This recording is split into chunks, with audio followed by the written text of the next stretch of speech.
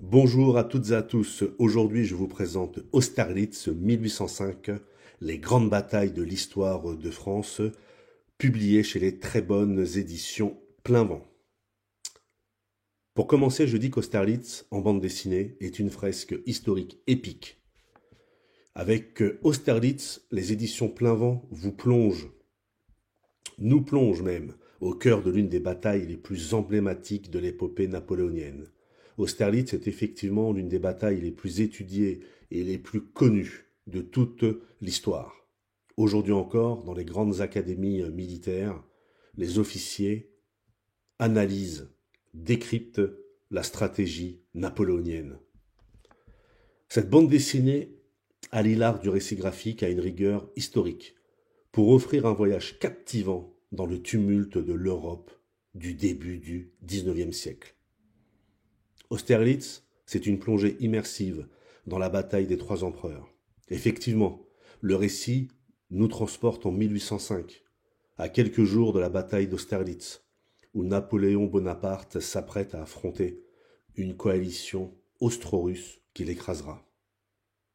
La bande dessinée ne se contente pas de décrire les faits militaires. Elle s'intéresse également aux motivations des différents protagonistes, qu'ils soient soldats, officiers ou simples habitants pris dans la tourmente de la guerre et de la haute politique.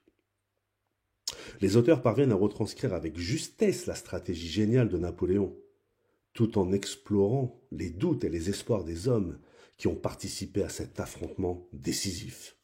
Le soin apporté à la reconstitution des uniformes, des paysages et les mouvements de troupes confèrent une authenticité remarquable à l'ensemble.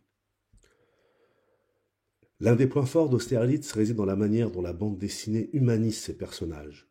À travers des figures fictives et historiques, le lecteur découvre les multiples facettes de cet épisode. L'enthousiasme des soldats, l'ambition des chefs militaires, la démesure des uns, la vanité des autres, et les drames individuels des soldats sur le champ de bataille. Les dialogues sont souvent empreints d'émotions et de réflexions, historiques, politiques, stratégiques, et ils révèlent les dilemmes moraux auxquels tous ces hommes furent confrontés. Loyauté envers la patrie, camaraderie, peur de l'inconnu, refus de mourir, ou au contraire, désir de gloire. Le style visuel d'Austerlitz est à la hauteur de cette ambition narrative. Les planches regorgent de détails. Des palais impériaux aux vastes plaines de Moravie, les scènes de combat de corps à corps. Chaque vignette est une œuvre en soi. Avec les éditions Plein Vent, les couleurs, comme d'habitude, jouent un rôle essentiel. Nous passons des teintes froides de l'aube au rouge vif des explosions et des flammes. Cette palette contribue à immerger le lecteur dans l'intensité de la campagne et de la bataille d'Austerlitz. Les scènes de combat, captives par leur dynamisme et leur réalisme. Chaque mouvement semble calculé pour transmettre à la fois la brutalité et, j'ose le mot, la beauté tragique de la guerre. Au-delà de l'exploit militaire, Austerlitz nous invite à une réflexion sur les sacrifices et les conséquences des grandes ambitions. Les auteurs explorent la dualité entre la gloire impériale et les manœuvres politiques des coalisés. Ils permettent de faire de cette œuvre une œuvre profondément humaine et intemporelle. Avec Austerlitz, les éditions Plein Vent signent une bande dessinée à la fois érudite, émouvante, captivante, passionnante.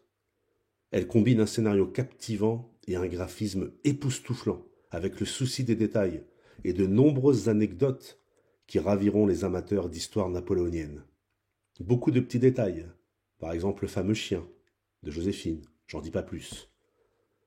Je vous le dis clairement, cette bande dessinée rend hommage à l'un des chapitres les plus spectaculaires de l'histoire de France. Alors que vous soyez passionné par Napoléon, ou que vous soyez amateur d'aventures, de batailles et d'exploits épiques, Austerlitz est une lecture incontournable. Elle ne manquera pas de marquer les esprits et de susciter l'admiration. Les grandes batailles qui ont fait l'histoire de France, Austerlitz 1805, aux éditions Plein Vent, lisez-la, vous ne le regretterez pas, j'en suis intimement convaincu.